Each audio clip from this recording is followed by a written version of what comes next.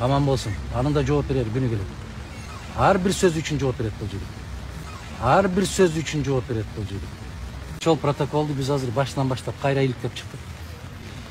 Ошол эле Садыр Жапаров ал протокол юридикалык күчкө ээ эмес деп атат. Юридикалык күчкө ээ болбосо эмне муну көтөрүп жүрөсүң, атаңдан калган табарыктей кылып. Менден ушундай бир күмөн кетет да. Мүмкүн ушу жигиттер өздөрү ушуну жокко чыгарып беребиз деп убада берген сыяктуудай көрүнөт да. Себеп ал ошол эки тараптын мындай бир жерди алып алабыз дегендердин колун байлап койгон да. Чындасыңарбы, бул талаш жерде.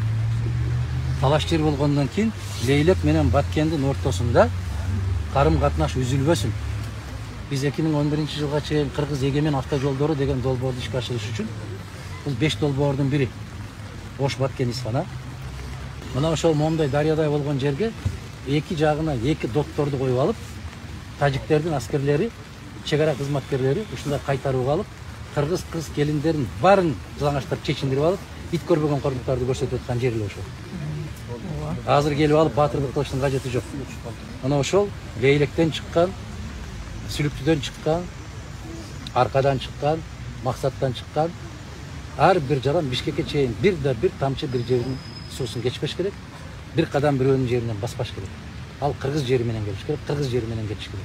Биз ошого жетишкенбиз. Ал үчүн сыймыктансак болот.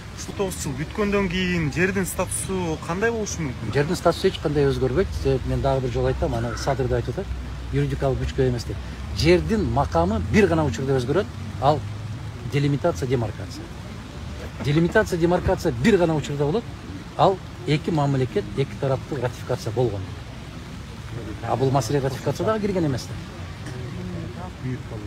Тескерисинче 24 декабрда Ош шаарында 2009 жылкы мен кеткенмин отставкага ал кезде бизден кийинки комиссиялар бүтүндөй топтолуп отуруп биз койгон тарапты аткарбагандыгы үчүн ошол токтомду толугу менен, протокол толугу менен жокко чыгарышкан. Жок нерсе.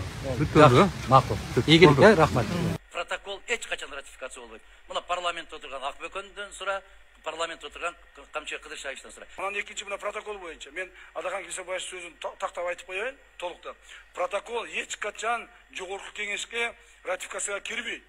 Может быть, закон о протоколе ратификации это другое дело.